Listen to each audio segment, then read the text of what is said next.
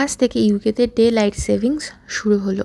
March মাসের last সানডেতে ঠিক ঘড়ির কাঁটায় যখন বাজে রাত্রি 1 AM তখন সেটা হয়ে যায় 2 AM। এতে করে 1 ঘন্টার সময় আরও এগিয়ে যায়। এতে করে দিনটা যেমন 1 ঘন্টা দেরিতে শুরু হয়, তেমনি দিনটা শেষও হয় 1 ঘন্টা দেরিতে। প্রথম দিনটায় একটু প্রবলেম হয় অ্যাডজাস্ট করতে, কিন্তু দ্বিতীয় দিন থেকে কিন্তু ম্যাক্সিমাম ডে টাইমটা সবাই ইউটিলাইজ করতে পারে, তাই এটাকে বলা হয় ডে লাইট সেভিংস। তাই এখন সন্ধেবেলায় 7:15 বাজলেও আকাশে কিন্তু বেশ আলো রয়েছে।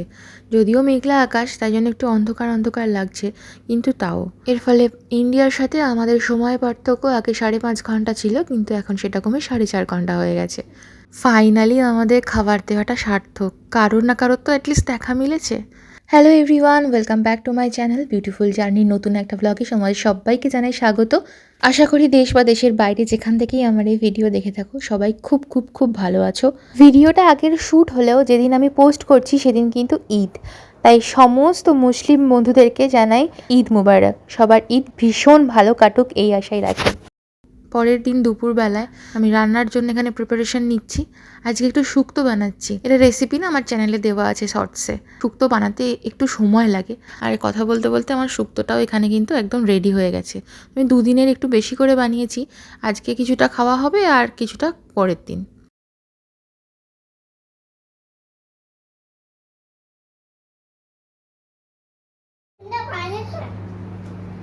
কি করেছিস তুই এটা? কি করেছিস বল না, কি করেছিস? কোথায় যাচ্ছিস? কোথায় যাচ্ছিস? আরে কোথায় যাচ্ছিস? কি করবি? কি করবি? ওড়াবি? কাকে? কাকে রে? হ্যাঁ, কাকে? আচ্ছা দেখাও। কোথায়? কি ওড়াবি? ও যে ওরা উড়তে পারে, ও উড়ে চলে গেছে হাওয়াতে এমনি। মাছি ওড়াবি তো? উড়ে গেছে। মাছি মারা কেরানি কোথাকারে। দেখো দেখো। হ্যাঁ, কি ভালো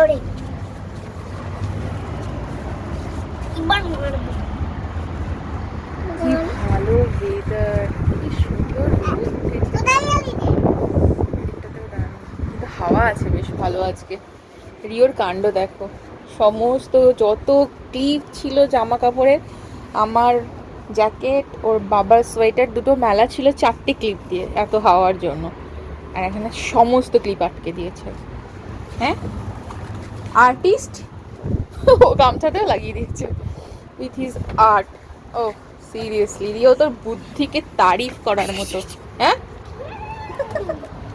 আমাদের খাওয়া দাওয়া সব হয়ে গেছে, কারণ মনোজিৎ আজকে বাড়ি থেকে কাজ করছে, তাই আমরা একদম টাইমে 3 জনে একসাথে খেয়ে নিয়েছি।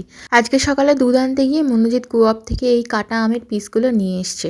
খেতে না বেশ ভালো। প্রথমে ভেবেছিলাম টক হবে, কারণ এখানকার যে গোটা আম পাওয়া যায় সেগুলো অতটা মিষ্টি হয় না। আমি একবারই কিনেছিলাম, তো আমার খুব একটা মিষ্টি হয় না।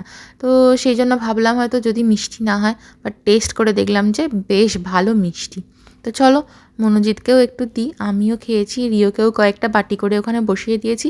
রোদে বসে বসে এখন আম খাচ্ছে, আর মনোজিৎ এখানে কাজ করছে বলে আমি ভাবলাম যে ওকে ঘরে গিয়েই দিয়ে আসি। মাকে ফোন করেছিলাম, মা বলল ওখানে নাকি প্রচুর গরম পড়েছে। তো গরম যেহেতু পড়ে গেছে, ওখানে তো আমের সিজনও চলে এসেছে। এই প্রথম প্রথম হয়তো খুব একটা ভালো আম পাওয়া যাবে না, বাট এরপরে তো আমই আম। তো এই সিজনটা কিন্তু ভীষণ রকমভাবে মিস করব। যাই হোক, রিও তারপর ঘুমিয়ে পড়েছিল খাওয়া দাওয়া করে। এখন উঠে বাবার কোলে কোলে ঘুরছে, কারণ ওর ঘুম থেকে উঠলেই আগে বাবাকে চাই। বাবা না হলে ওর ঠিক ঘুম কেউ ভাঙাতে পারে না, সে সকালে হোক আর সন্ধেবেলায়। যতই বাবা কাজ করুক না কেন, বাবাকে গিয়ে উঠিয়ে নিয়ে আসতে হবে। যাই হোক, ওরা উঠে ওদিকে একটু বসে আছে, রিও খেলাধুলা করছে। আমি ভাবলাম যে ঝটপট করে রাতের রান্নার কিছুটা প্রিপারেশন করে নিই। তো আজকে আমি বানাবো চিকেন তন্দুরি। এটা আমি গতকাল ম্যারিনেট করে রেখেছিলাম, তো সেটাই এখন ওভেনে দেবো গ্রিল করার জন্য। প্রথমে আমি চিকেনটাকে ভালো করে ধুয়ে পরিষ্কার করে স্কিন সহ রেখেছিলাম। স্কিন সহ যদি তুমি রোস্ট করো না, তো তাহলে কিন্তু আর তেল দিতে হয় না। তো আমি ওই স্কিনের তেলেই কিন্তু বেশ ভালোভাবে চিকেনটা রোস্ট হয়ে যায়, আর খেতেও বেশ ভালো লাগে।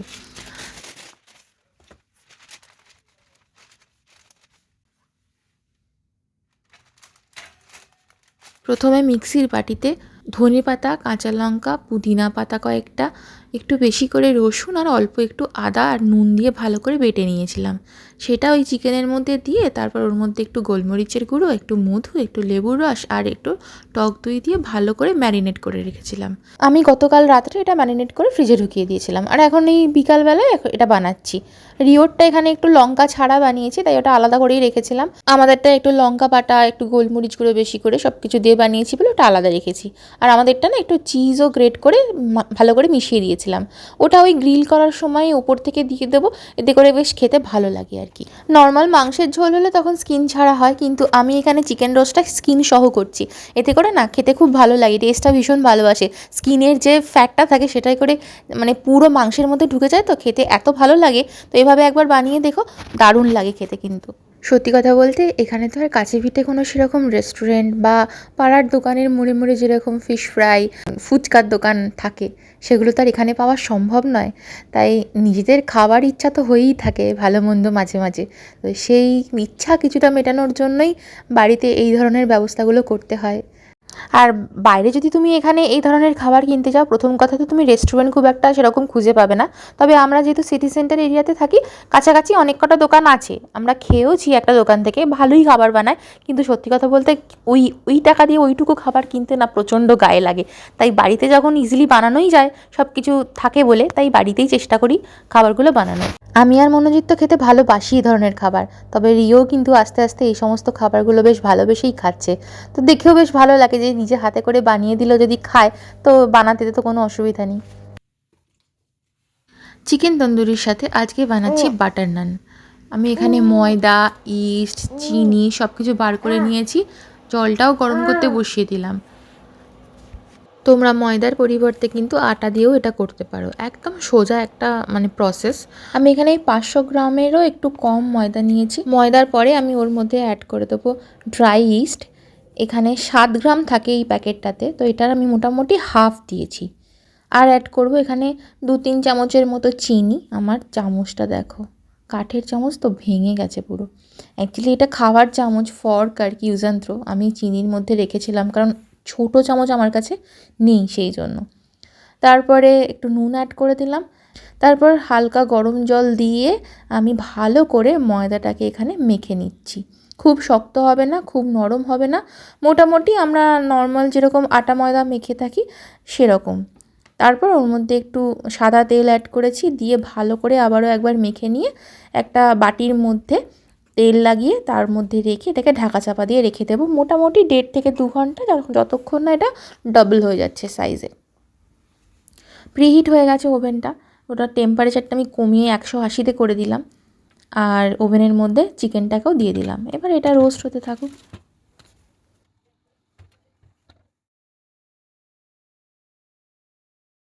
ওভেন চালালে এই একটা সমস্যা, যখনই খুলবে একদম ধোঁয়ায় ভরে যাবে পুরো, মানে ভেপার অ্যাকচুয়ালি।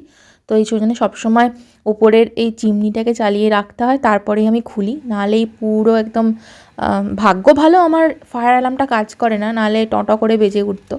আগের বাড়িটাতে একদম মাথার ওপর ছিল, বেজে উঠতো প্রায়। যাই হোক, এক পিঠ হয়ে গেছে, মোটামুটি ওই 20 মিনিট মতো ছিল। তো এই দিকটা হয়ে গেছে, দেখো স্কিনটা পুরো গলে তলায় একদম চলে এসেছে ফ্যাটগুলো। এবার এইগুলোকে আমি এক এক করে উল্টে দেব। তখন আমি চিজগুলো দিইনি, যেহেতু ওপর থেকে দেবো বলে এই জন্য উল্টে দিয়েছি। এবার চিজগুলো আমি দিয়ে দিয়েছি প্রত্যেকটার ওপরে অল্প অল্প করে। আজকের না টেম্পারেচারটা একটু বেশি আছে, তাই খুব ইচ্ছা করছিল এরকম একটা জবরদস্ত কিছু কোল্ড কফি টাইপের খেতে আইসক্রিম দিয়ে। তাই ছটপট করে বাড়িতে চকলেট বিস্কুট ছিল, সেটা দিয়েই বানিয়ে নিয়েছি। আর ওপর থেকে একটু টপিংস হিসেবে আইসক্রিম দিয়েছি। ব্যাস, এই যে আমার দেখো মোটামুটি 45 মিনিটস মতো লেগেছে, আমার চিকেন রোস্ট কিন্তু একদম রেডি হয়ে গেছে। ভাবো তাহলে, বাড়িতেই যদি এত সুস্বাদু আর এত লোভনীয় একটা খাবার বানানো সম্ভব হয় এত সহজে, তাহলে কেনই বা আমি বাইরে থেকে নিয়ে আসবো। যাই হোক, প্রথমে রিওরটা একটু তুলে রাখলাম, তারপর আমাদেরটা বাটির মধ্যে তুলে সাইড করে রেখে দেবো। যখন খাবো জাস্ট মাইক্রোওভেনে দিয়ে একবার গরম করে নেব। সত্যি বলছি, দেখতে কিন্তু দারুণ লাগছে, আর খেতেও কিন্তু বেশ ভালো হয়েছিল। তেল মশলা ছাড়াই কিন্তু এত সুন্দর যে চিকেনের একটা প্রিপারেশন বানানো সম্ভব, সত্যি এটা না দেখলে কিন্তু বিশ্বাসই হবে না। যাই হোক, একটু টেস্ট করে দেখা যাক যে কেমন খেতে হয়েছে, ঝাল নুন মিষ্টি সব ঠিকঠাক আছে কিনা। সত্যি বলছি, আমি যখন টেস্ট করছিলাম না, মানে অসম্ভব ভালো হয়েছিল খেতে। তোমরাও একবার পারলে ট্রাই করে দেখো। যেহেতু এখন ব্রিটিশ সামার সিজন শুরু হয়েছে, ডে লাইট সেভিং শুরু হয়েছে আজ থেকে, সেই জন্য এখানে এখন সন্ধে হয় 8টার সময়। 8টার পরে সূর্য অস্ত যায়, তারপর আস্তে আস্তে চারিদিক অন্ধকার হতে থাকে। তাই আমরা যেহেতু মানে অন্ধকারের মধ্যে ডিনারের প্রিপারেশান করতে অভ্যস্ত, আমাদের জন্য এটা একটু বেশ প্রবলেমেটিক। কাবাবটা তো অনেক আগেই বানিয়ে নিয়েছি, এখন নানটা বানিয়ে নিচ্ছি। যখন ময়দাটা ডাবল সাইজের হয়ে গেছিলো তখন ওটাকে আমি একটু জাস্ট দলাই মলাই করে নিয়ে আবার ছোটো ছোটো নেচি কেটে নিয়েছিলাম, দিয়ে সেটাকে এখন বেলে নিচ্ছি আর সেঁকে নেব। আমি জলটা ব্রাশ করেছিলাম, যাতে ভেবেছিলাম যে তাওয়ায় হয়তো আটকে থাকবে, কিন্তু যেহেতু ননস্টিকের তাওয়া, সেই জন্য এটা আর আটকে থাকেনি। তাই এমনি নর্মাল রুটির মতো সেঁকে নিয়েছি আর ওপর থেকে একটু বাটার লাগিয়ে নিয়েছি। দেখলাম যে নানগুলো কিন্তু বেশ সফট হয়েছে আর খেতেও কিন্তু বেশ ভালো লাগছিল। যাই হোক, পরপর করে সবগুলোই এখন রেডি করে নেব, কারণ এরপরে আমরা ডিনারটাও করে নেব। ডিনার তো প্রায় রেডি, চলো এর সাথে ভিডিওটাও এখানে শেষ করলাম। কেমন লাগলো অবশ্যই জানিও, ভালো লাগলে লাইক করতে ভুলো না প্লিজ। সবাই খুব ভালো থেকো, সাবধানে থেকো, সুস্থ থেকো। দেখা হচ্ছে নেক্সট আর একটা নতুন ভিডিওতে। Till then take care, tata, bye by.